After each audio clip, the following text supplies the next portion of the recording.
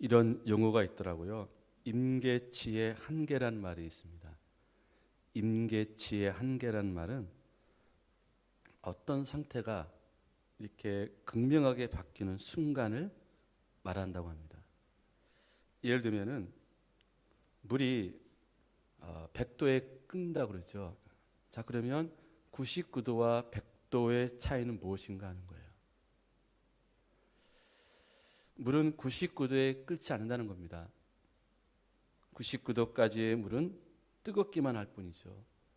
99도까지 열심히 온도를 올려놓아도 마지막 1도를 더 올리지 못하면 물은 영원히 끊지 않는다 그럽니다. 자, 그러나 포기하지 않고 끝까지 우리가 그 1도를 높이면 그때부터 물이 끓기 시작하는 것을 우리가 보면서 그 변화, 임계치의 변화라는 것은 바로 그거를 말하는 거라고 합니다. 자, 우리 인생도 마찬가지로 생각합니다. 지금과 전혀 다른 나를 원한다 그러면 자신의 육체의 한계, 지식의 한계, 재력의 한계, 능력의 한계, 때로는 믿음의 한계를 뛰어넘을 수 있어야 한다는 거예요. 이것이 나의 한계다라고 포기하지 말고 조금 더 참고 조금 더 인내하고 조금 더 노력함으로 자신의 임계치의 한계를 넘어설 수 있어야 한다는 것입니다. 마지막 1도를 높일 수 있는 사람이 바로 성공한 사람이다, 이렇게 말할 수 있겠습니다. 작은 에너지로는 질적인 변화가 일어나지 않습니다. 질적인 변화를 위해서는 이 임계치 이상의 에너지를 단기적으로 쏟아 부어 넣어야 됩니다. 자, 예를 들면 우리가 비행기가 이륙할 때 시속 252km부터 288km 속도로 활주로를 질주해야 한다고 합니다. 그 이하의 속도로는 하루 종일 달려도 비행기가 뜨지를 못한대요. 근데 252km 이상을 달려줘야 비행기가 이륙한다는 겁니다. 자, 우리가 똑같이 애를 쓰죠. 힘을 쓰는데 끝까지 감당하지 못하는 거예요. 중간에 포기합니다. 한계를 극복하지 못합니다. 그래서 그 꿈을 이루지 못하는 거예요. 여러분, 신앙생활도 얼마든지 적용할 수 있는 거예요. 신앙에 어떤 깊이와 넓이가 있는데 거기서 변화되지 않고 거기서 멈춰져 있는 거예요. 뭔가 열심히 하는 게 하는데.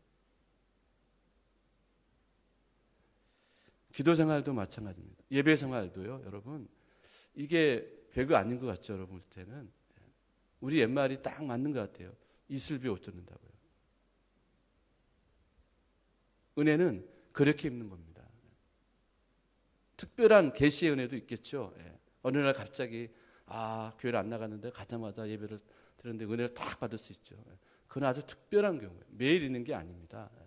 정말 은혜는 정말 우리의 일상생활 가운데 내 은혜를 받고 그 말씀과 기도로 깊이와 넓이가 더해져 가는 거예요. 신앙의 깊이가 묻어나오는 겁니다. 근데 사람들이 그 한계를 뛰어오지 못하는 거예요. 그래서 사도 바울은 그렇게 얘기를 합니다. 자기를 쳐서 복종한다.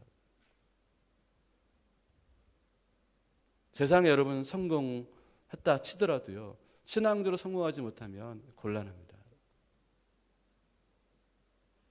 최종적으로 우리는 신앙생활에 승리를 해야 되는 거예요. 자, 오늘 저는 그런 말씀들을 본문을 통해서 나누기를 원하는데요. 오늘 여러분 잘 아실 겁니다. 아브라함이 하나님의 택함을 받아서 약속의 사람, 믿음의 사람이 됩니다. 그리고 그에게 자녀를 저 하늘의 별처럼 이제 수많은 자녀들을 얻게 줄 것이다. 큰 민족을 이룰 것이다. 자, 그렇게 약속의 말씀을 받았습니다. 그러기를 10년이 지나도록 아기가 안 생기는 거예요. 이제 그 아기를 낳을 수 없는 그런 상황까지 오게 된 겁니다. 불안하죠.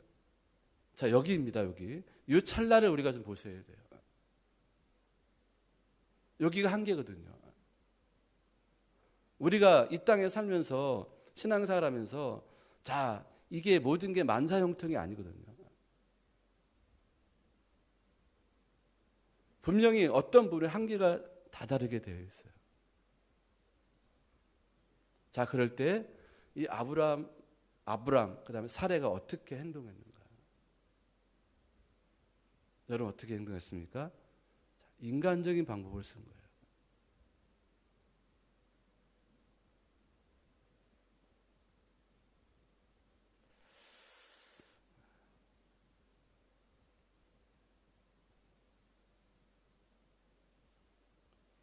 자, 믿는 사람들이 이 세상적인 방법을 가지고 문제를 해결하려 할 때 예상치 못한 일이 벌어지게 되어 있습니다. 그리고 그 대가는 톡톡히 치르게 되어 있어요. 여러분 우리가 이것을 알았으면 좋겠어요.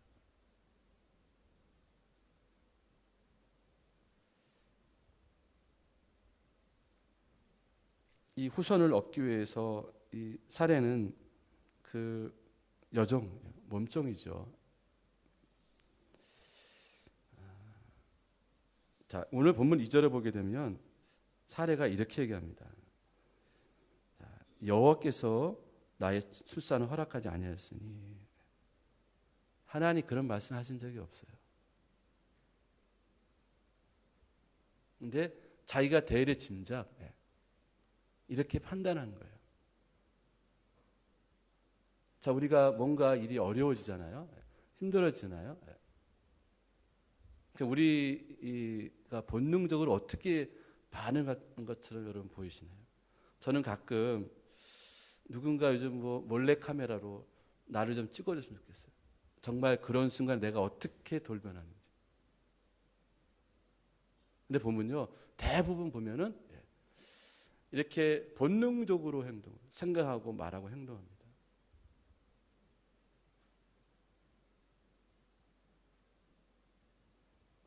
믿음이 좋다라고 기도한다고 하는 사람들조차도 그게 훈련이 안 되면요. 저도 마찬가지고요. 이렇게 하나님의 뜻과 말씀을 은혜를 왜곡시킵니다.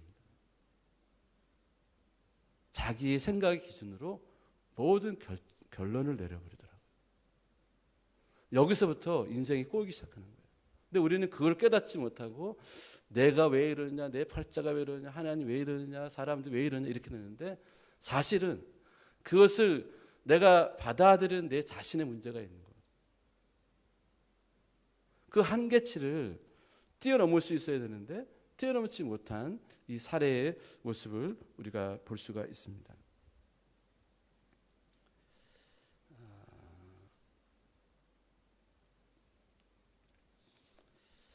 사례는 이 하나님께서 허락하지 않으신 이 아이를 인간적인 방법으로 얻기 위해서 주도적으로 계획을 세우고 실행을 옮깁니다. 여러분 이 모습을 한번 상상해 보세요. 아름답게 보이시나요? 네. 좋아 보이십니까? 뭔가 쫓기듯이 뭔가 이 불안한 모습을 우리가 찾아볼 수가 있어요.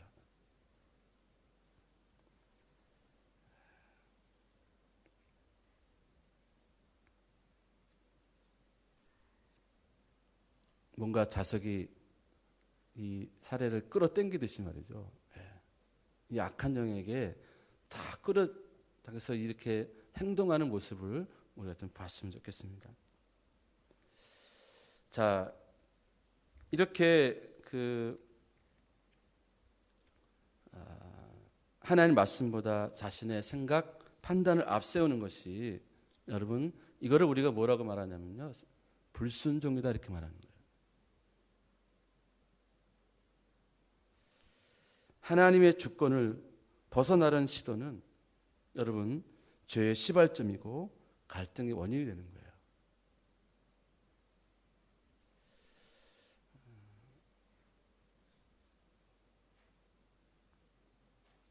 오늘 말씀 보니까는 이 하갈은, 이 사례는 지가 다 벌려놓고 결국 남편 원망하고 상황을 원망하는 그런 모습 또한 우리가, 그리고 이 책임 전가를 또 남편에게 하는 그런 모습도 우리가 찾아볼 수 있는데요. 또 하나는 뭐냐면은 이 살해의 제안을 받은 이 남편 아브라함의 태도입니다.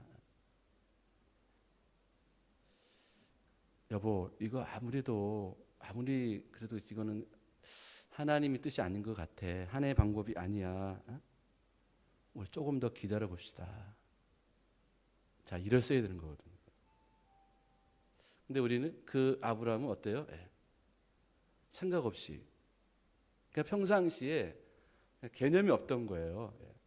시간이 지나긴 했지만 정말 아브라함이 깨어 있었다 그러면 이런 상황에 대해서 분명하게 말할 수 있어야 되는 거거든요. 근데 이 신앙으로 준비가 됐지 깨어 있지 못하니까 그래 그렇게 해. 좋은 게 좋지 뭐. 이렇게 된 거거든요. 그래서 여러분, 우리가 이 가정에서도 그렇고 교회에서도 그렇고 보면 누군가가 영적으로 좀 깨어있고 주도권을 가진 사람이 있어야 돼요. 잘못 말하고 잘못 행동했을 때 그거를 부드럽게 하나님의 방향으로 틀어줄 수 있고 그렇게 만들어갈 수 있는 그 한 중심을 잡는 사람이 좀 필요합니다. 둘 다 이렇게 무너지게 되면 여러분 그 이후에 어떤 일이 벌어지는지 여러분 이제 아시잖아요, 그죠? 자, 왜 이런 불행이 일어났는가 하는 거예요.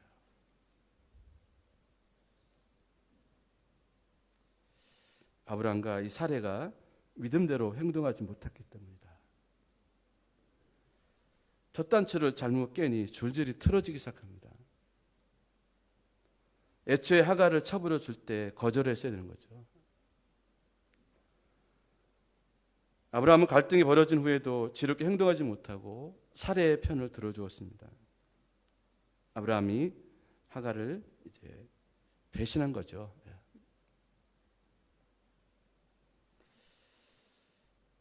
사례도 하갈을 쳐버려 줄 때는 언제고, 또 이제는 하갈을 복수의 대상으로 삼아서 학대하는 것을 보게 됩니다.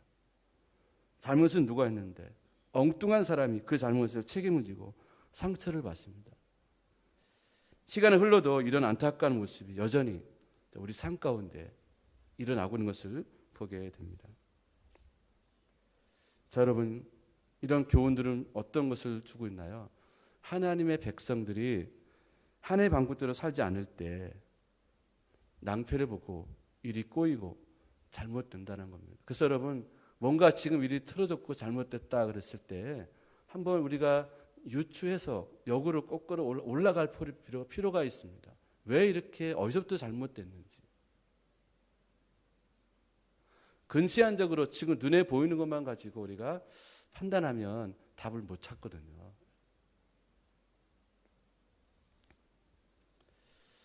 자, 이렇게 믿음의 사람, 하나님이 택하신 이 아브라함이 믿음이 흔들리니까 온 집안이 흔들립니다. 가정의 화평은 깨어지고요. 부부간에 다툼이 일어나고 주인과 종 사이에 반목이 일어나고 끝내는 종이 가출하고 집안이 엉망진창이 됩니다. 하갈과 아브라함 사이에 낳은 이스마엘이 아랍의 조상이 되지 않습니까? 이스라엘 민족은 그 후에 4,000년 동안 이 아랍 적수로 인해서 두고두고 골치를 썩게 됩니다. 어렵고 힘들다고 여러분 우리가 낙심 하지 말아야 될 것 같아요.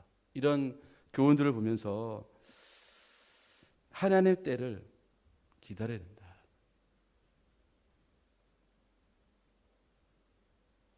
왜 인생이 이렇게 어렵고 힘드냐?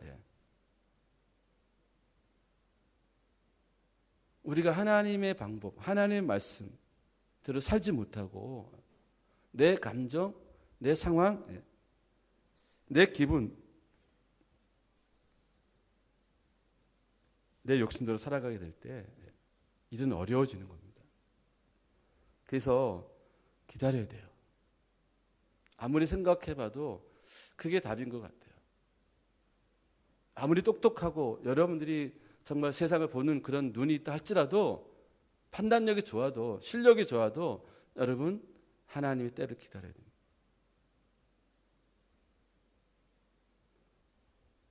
여러분 왜 화가 나죠? 우리가 참지 못해서 그런 거거든요. 왜 참지 못합니까? 내가 확신이 없기 때문에 그런 거예요. 자, 우리 하나님은 약속을 지키시는 신실한 분이십니다. 적어도 아브라함에게 약속의 말씀을 주셨고, 적어도 여러분에게 약속의 말씀을 주셨다 그러면은 그것은 분명히 이루어지게 되어 있습니다.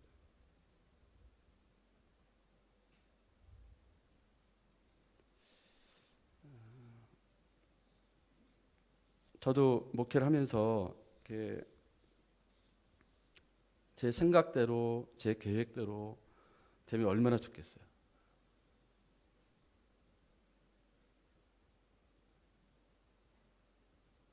처음에 제가 여기 15년 전에 이곳에 왔을 때 제가 처음부터 기도를 했죠. 하나님, 이제 이곳이 좀 시골이고 그러더라도 숫자적으로 한 100명은 주셔야겠습니다. 설립 예배, 1년 만에 설립 예배를 들어요. 1년 설립이라는 것은 세력교회는 15명 이상이 돼야 되거든요. 그래서 하여튼 오자마자 뭐 몇 번 안 될 분 시작해서 15명 이상이 돼서 설립 예배를 드렸어요. 그러기를 50명이 차기까지 여러분 몇 년 걸리는지 아십니까, 여러분? 10년 걸렸습니다. 얼마나 낙심이 됐겠습니까? 근데 그거는 제 생각이었던 거예요. 하나님의 계획은 따로 있었던 거예요.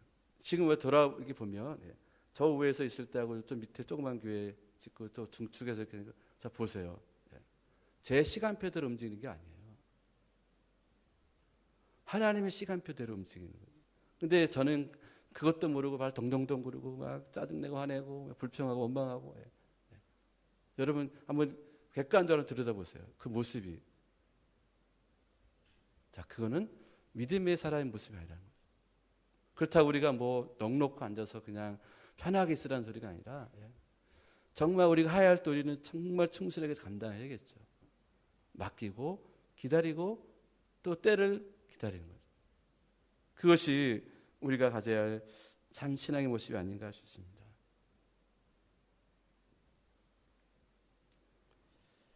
참 신앙은 자기의 신앙의 한계 안에 하나님을 가둬놓지 않습니다. 근데 우리는 내 생각의 틀에 하나님을 가둬놓더라고요. 하나님을 조종해 내가. 여러분 요즘에 드론 같은 거 막 비행기가 조종하잖아요. 내가 하나님을 조종하고 있더라고요. 요거는 요때 해주셔야 됩니다. 요거는 요 내년까지 해주셔야 되고요. 요거는 요때 이렇게 이런 방법 이렇게 해주셔야 됩니다. 여러분 그렇게 기도하지 않으시나요?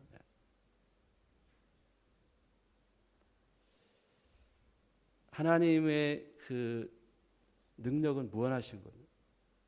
인간이 측량할 수 없는, 감히 범접할 수 없는 그런 전지전능하신 분이십니다. 그분을 내가 어떻게 조정할 수 있어요? 나는 다만 그분의 처분을 기다리는 종입니다. 그분이 가라면 가고 그분이 서라면 서야 될 하나님의 종들이에요. 근데 우리는 내가 조정한다니까요. 사람도 조정하려고 그러고 이 공동체도 내가 막 움직이려고 그러고 가정도 내 생각대로 아이들을 키워야 되고 내 남편, 내 아내도 이렇게 돼야 되고 물론 그런 소망은 있어야겠지만은 여러분 그거를 내가 하려고 된 게 문제거든요. 하나님 역사하도록 우리는 뭐 해야 됩니까? 그분을 신뢰하고 그분께 구하는 거예요. 그래서 기도가 있어야 한다는 거거든요. 오늘 아브라함과 사례는 이해는 가요. 나이는 다 먹었지. 애는 못 낳지. 시간은 10년이 지났지. 하나님은 아무런 말씀도 없지. 이게 뭐야 이게 도대체. 그게 우리의 모습이거든요. 우리 한계거든요. 정말 어떤 인간적인 한계점에 다다를 때 우리는 그렇게 딱 접어버리고 포기해버리거든요. 그리고 겨우 한다는 게 인간적인 방법을 쓰는 거예요. 하나님의 일을.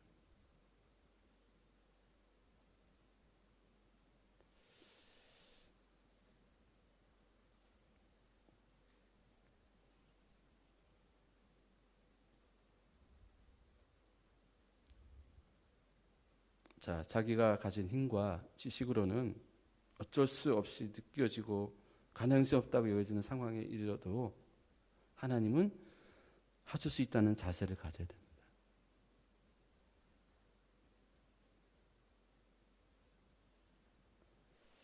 자, 믿는 자에게 임하는 이 어려움, 시험은 사실은 우리의 믿음의 지경을 넓히기 위한 하나님의 은혜의 방편입니다.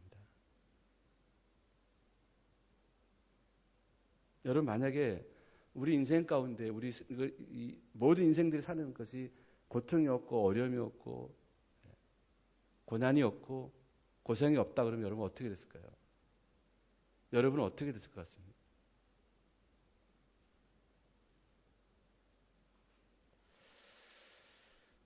모든 사람의 고백입니다. 그 과정이 있었기 때문에 오늘 내가 있다라고 얘기를 하는 거예요. 아마도 그런 고생, 고난, 어려움, 슬픔, 고통, 이게 없었다 그러면 우리 이미 끝났을 겁니다. 그런데 그런 어려움과 고통과 힘듦과 어려움, 이런 고난들이 있었기 때문에 오늘 우리가 있을 수 있었던 거예요. 사실은. 지금도 우리는 그것이 계속 진행되고 있는 과정 가운데 있습니다.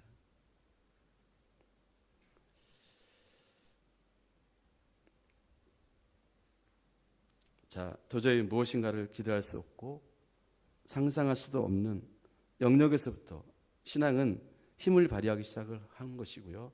주님은 그 한계를 너머로 우리를 끌고 가십니다.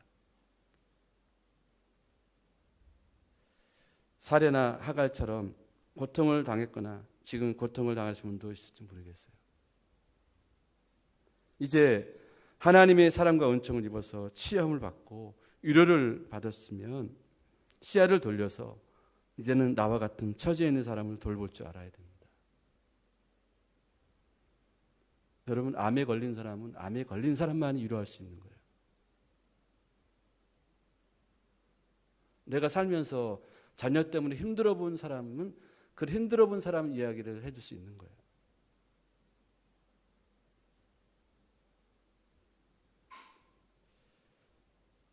아내 때문에 또는 남편 때문에 고생해 본 사람은 그 처지를 알거든요.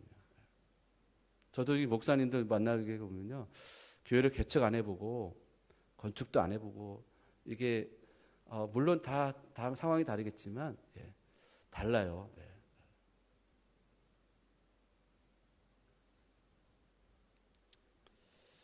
자, 여러분, 그래서 다른 사람이 가진 상처를 치유하는데 우리는 도움이 줘야 된다.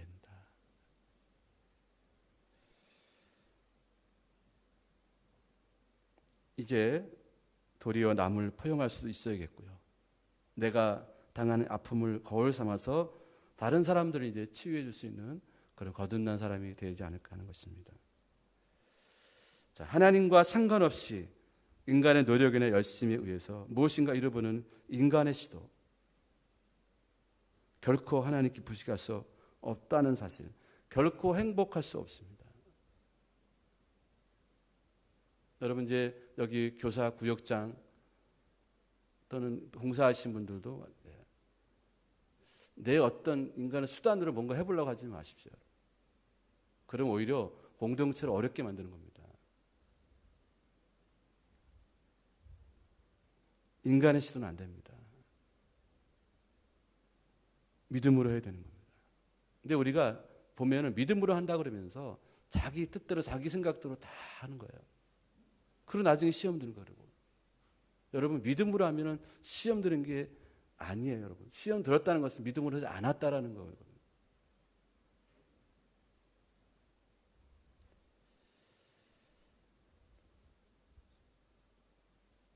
타락한 인간들은 이 아담처럼 자꾸 자기 쪽에서 무엇인가 내려놓아야 행복에 이르려고 애를 씁니다. 아브라함도 그랬고요. 자, 그러면서 이 본문에 나타난 이 사건을 본질상 이 선악과 사건과 이 아담과 하와 선악과 사람과 거의 다를 바가 없다고 생각이 들어요. 사랑하는 성도 여러분, 이제 오늘 이 말씀을 보면서 왜 아브라함과 사라에게 그런 오랜 기다림 시간이 허락되었을까? 좀 주시려면 좀 일찍 주시지. 왜 일이 벌어진 다음에 이렇게 하셨을까? 이렇게 생각할 수 있습니다. 근데 이것은 이 세상의 헛됨과 자기의 무력함을 깨달으라고 주신 시간들이라고 볼 수 있겠습니다. 자기를 부인하고 자기 십자가를 지는 것이 끝까지 주님을 따르는 것이 주님 원하시는 제자의 삶인 것을 아브라함을 통해서 우리에게 교훈하시고 보여주시는 것입니다. 자, 여러분 신앙생활에는요 지름길이 없다고 그럽니다. 신앙생활은 기다림을 동반하는 것입니다. 누가 얼마나 잘 기다리는가에 신앙이 좋고 나쁨이 판가름되는 거예요. 굳건한 믿음 위에 서 있지 못하면 이 기다림의 시간이 답답하고 초조하고 때로는 절망감까지 느낄 겁니다. 그런데 이 베드로후서 3장 9절에 베드로는 이렇게 고백을 합니다. 주의 약속은 어떤 얘기는 더디다고 생각하는 것 같이 더딘 것이 아니라 오직 주께서는 너희를 대해 오래 참으사 아무도 멸망하지 아니하고 다 회개하기를 원하노라. 하나님의 더딤은 세상을 향한 하나님의 참으심과 기다림에 기인한 것을 우리가 알아야겠습니다. 성도는 이 기다림 속에서 조급한 마음에 자꾸 세상의 것들로 대체하려는 구욕에서 빠지면 안 된다. 여러분 우리나라 음식을 보면 김치 같은 경우도 오래 숙성시킨 것이 여러분 맛이 깊지 않습니까? 그렇죠? 마찬가지로 진정한 행복은 오랜 기다림의 시간을 믿음으로 지닐 때 비로소 우리에게 주어진다. 기다리는 가운데 믿음의 지경이 넓어지고 하나님의 능력이 오른손에 붙들림 받아서 주님의 뜻을 이룰 수 있는 우리 모두가 다 될 줄로 믿습니다. 자, 여러분 한계점에 다다르셨나요? 이제 못해 먹겠다. 이제 안 돼. 이제 못해.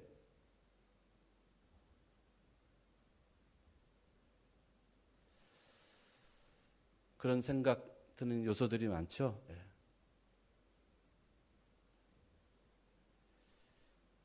여러분, 우리가 하나님을 믿고 신뢰함으로 더 기다리기를 원합니다. 아브라함 사례처럼 이런 실수에서 잘못해서 인생이 고달프지 않기를 원합니다. 이들 역사가 그것을 증명해 주고 있어요.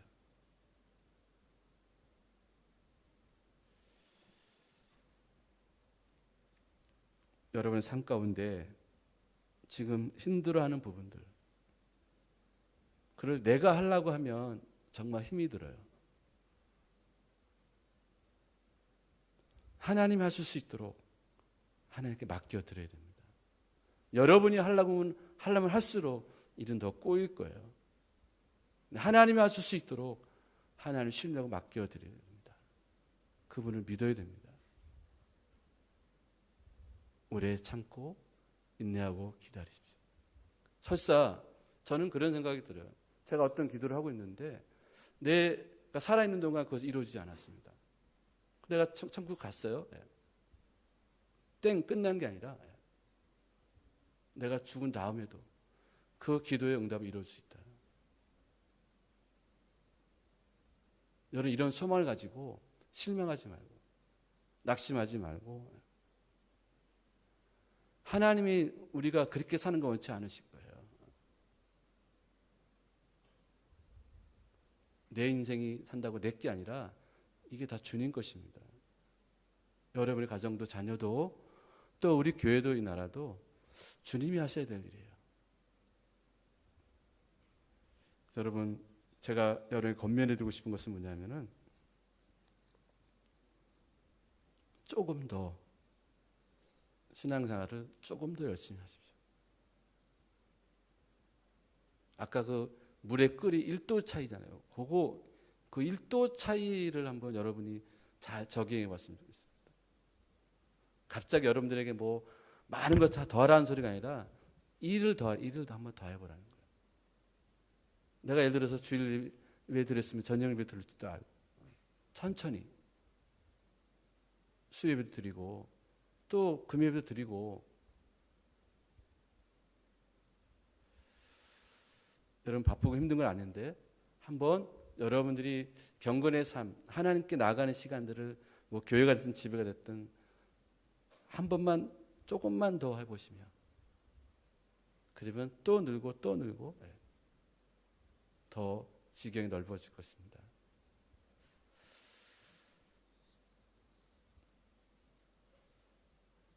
이제 이 믿음으로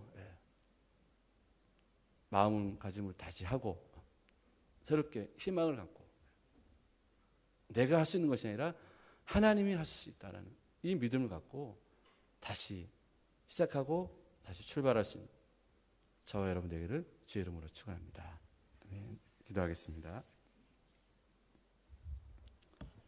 하나님, 때로는 우리 한계점을 찍고 우리가 포기해버리고 절망해버리고 낙심해버리고 그렇게 우리 몸과 마음이 망가지는 것들을 보게 됩니다. 그 한계점이 왔을 때 나를 보고 세상을 보는 것이 아니라 하나님을 바라보고 끝까지 인내하고 소망을 가질 수 있는 포기하지 않는 저희들 다 되게 주시옵소서. 예수님 이름으로 기도 올려옵나이다. 아멘.